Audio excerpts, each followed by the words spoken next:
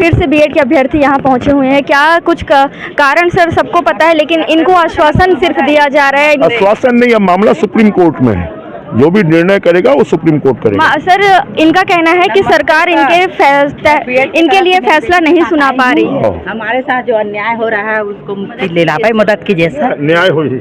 Ma'am देखिए, notification के आधार पे हम लोग आए हैं, है ना। जो नियम भर्ती हुई थी नियम तरीके से हुई थी, हम लोग मेरिट होल्डर्स हैं, वी आर नॉट इलीगल। जी मैम, उनके द्वारा यही कहा गया है कि हम आपका साथ देंगे, देखेंगे मौखिक आश्वासन दिया गया है, लेकिन कोई भी विभागीय कार्यवाही में उनका हमारे तरफ रुझान दिख नहीं रहा है। हमें अपने जनप्रतिनिधियों पर पूर्ण विश्वास है। यदि हमारे लिए शिक्षा मंत्री गणेश हैं तो सीएम ब्रह्मा विष्णु महेश हैं।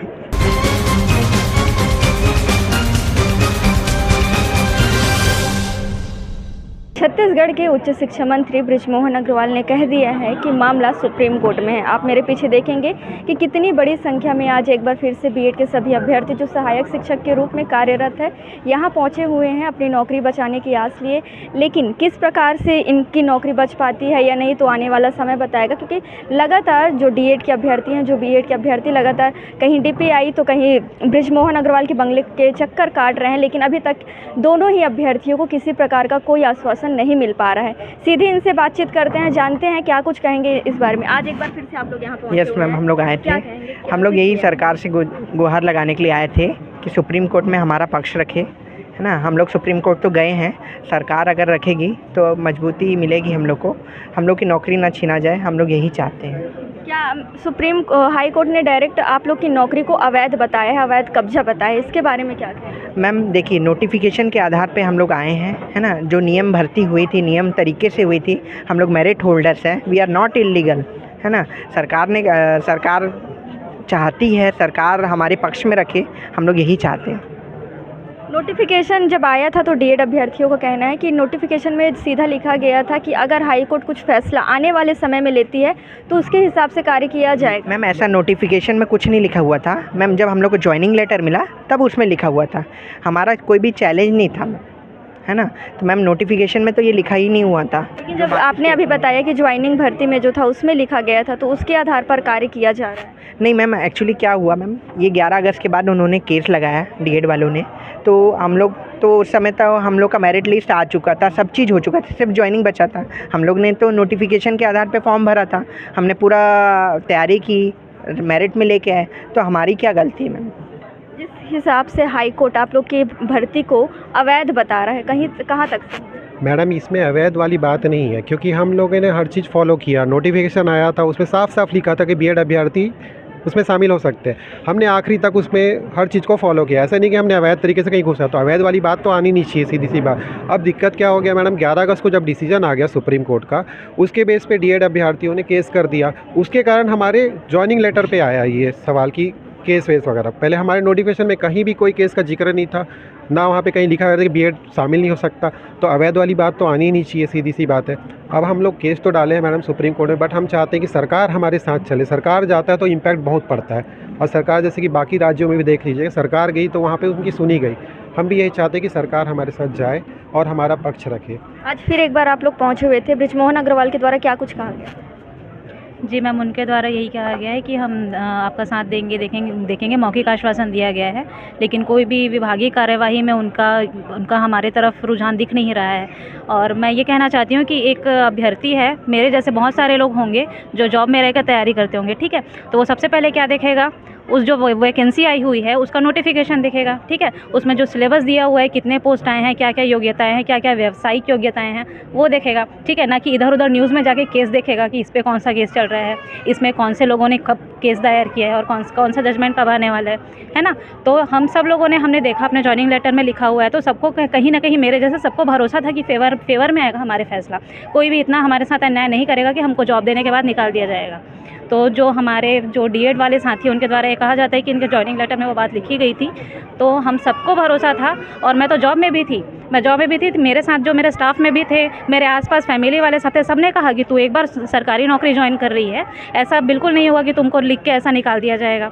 तो मैंने तो अपनी जॉब छोड़ के ज्वाइन किया है। और मैं आत्मानंद स्कूल में संविदा की जॉब करती थी यहीं रायपुर ज़िले में, और ये मेरा गृह ज़िला है, उसको छोड़ के मैंने कांकेर ज़िले में ज्वाइन किया हुआ है, बताइए। और मुझे ये सबने यही सलाह दी थी कि ऐसा नहीं होगा, जब नोटिफिकेशन लिखा हुआ था, सरकार के राजपत्र में लिखा हुआ था, तो हमारे साथ इतना गलत नहीं होगा। और अब जब ऐसा हो रहा है तो हम सब यही चाहते हैं कि सरकार हमारे पक्ष में साथ दे और सुप्रीम कोर्ट में SLP दायर करे, तब जाके हमारा कुछ हो पाएगा। लोकसभा चुनाव भी नज़दीक है और आप लोग का जो फैसला आया था हाई कोर्ट के द्वारा, उसको भी गिनती से 10 से 12 दिन बचे हैं। क्या लगता है चुनाव से पहले या चुनाव के बाद कब तक सरकार फैसला करेगी? लोकतंत्र में असहमति का अधिकार सबसे बड़ा होता है, क्योंकि इसके अंदर निजता का अधिकार भी आता है और संसद की सर्वोच्च शक्ति है वो तो जनता के हाथ में होती है। जनता के हाथ में जो शक्ति है वही जनप्रतिनिधि बनाती है। हमें अपने जनप्रतिनिधियों पर पूर्ण विश्वास है। यदि हमारे लिए शिक्षा मंत्री गणेश हैं तो CM ब्रह्मा विष्णु महेश हैं।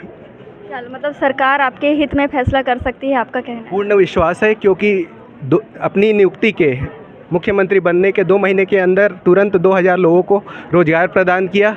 आज की स्थिति यह है कि आदिवासी क्षेत्रों में शिक्षकों की संख्या अधिक है और शहरी क्षेत्रों में बल्कि उसकी अपेक्षाकृत कम है। मैं खुद असिस्टेंट प्रोफेसर था, MTech हूँ, गवर्नमेंट इंजीनियरिंग कॉलेज से ही, MSc हूँ, मैथमेटिक्स हूँ। उसके बाद भी मैं बस्तर अंचल में पढ़ा रहा हूँ, क्योंकि कहीं ना कहीं छत्तीसगढ़ और छत्तीसगढ़ी से प्यार है। लगातार DED के अभ्यर्थी आप लोग के ऊपर इल्ज़ाम लगा रहे हैं कि उनको ट्रेनिंग नहीं दी जाती प्राइमरी बच्चों को पढ़ाने के लिए। मैम ऐसा नहीं है मैम, हम लोग टेट क्वालिफाई होके आए हैं, है ना मैम। ट्रेनिंग की बात है तो मैम ट्रेनिंग तो ब्रिज कोर्स के थ्रू हो सकती है ना, कोई वो बड़ी बात नहीं है, क्योंकि मिडिल स्कूल को भी हम लोग पढ़ा के। तो ब्रिज कोर्स की बात निकली है तो आपसे एक सवाल और पूछना चाहूँगी कि अभी कुछ दिन पहले एक नोटिफिकेशन वायरल हुआ था, फर्जी नोटिफिकेशन ब्रिज कोर्स के नाम पर, इसके ऊपर क्या कहेंगे? मैम अब वो किसने किया था वो तो नहीं पता, लेकिन हमारी ऐसी मंशा कुछ नहीं थी। हम तो सरकार से गुहारी लगा रहे हैं कि हमारी सपोर्ट में, हमारे पक्ष में बात करे सरकार। आगे का क्या कुछ रणनीति रहेगा भैया, क्योंकि गिनती के 10 से 12 दिन बचे हुए हैं, क्या करें? अभी तो हम लोग जैसे आए हैं ब्रिजमोहन सर के पास में और इससे पहले रमन सिंह सर के पास में गए थे।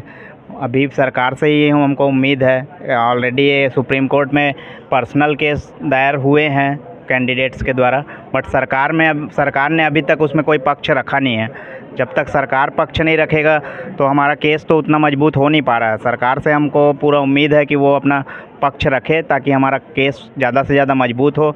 जब ब्रिज कोर्स दूसरे लोगों को दिया जा सकता है 11 अगस्त से पहले, तो ऑलरेडी जो ज्वाइंट है उनको ब्रिज कोर्स दे दिया जाए और उनको सुरक्षित किया जाए, यही हमारा मांग है। जैसे अभी आप लोग आए हैं, कुछ दिन बाद DED के अभ्यर्थी आ जाएंगे या फिर आपके पहले वो लोग आ चुके हैं?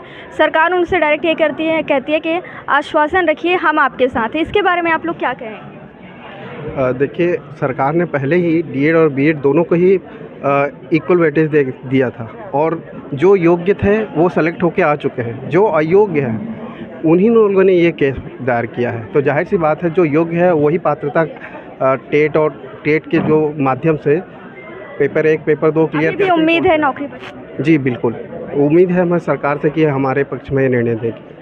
तो ये सभी अभ्यर्थी यहाँ पहुँचे हुए हैं एक बार फिर से बृजमोहन अग्रवाल जी से मुलाकात करने। इनका कहना है कि सरकार इनका साथ दे ताकि इनकी नौकरी बच सके। देखना होगा कि सरकार किनका साथ देती है, क्योंकि हमने अभी बृजमोहन अग्रवाल से इनके मामले में बातचीत की। उनका कहना है कि इनका जो मामला है सुप्रीम कोर्ट में चल रहा है, सुप्रीम कोर्ट के फैसले के आधार पर ही कार्य किया जाएगा। रायपुर से शारदा काछी की रिपोर्ट।